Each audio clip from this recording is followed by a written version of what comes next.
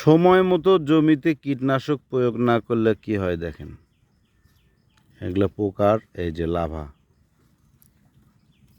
আপনার এটা স্পষ্ট বোঝা যাচ্ছে না হয়তো, আর একটু ভালো করে দেখায়। লাভাটা দেখছেন, এই যে লাভা লাভা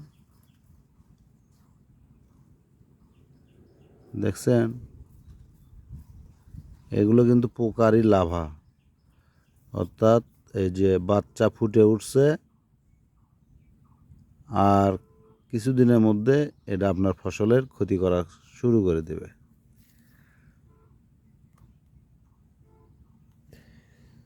আর এই যে এই জাতীয় পোকাগুলো এই যে মাঞ্জি পাতা, অর্থাৎ নরম যে পাতা, সেটা কামড়ায়া নষ্ট করতেছে। এটা হচ্ছে মিষ্টি আলুর ক্ষেত।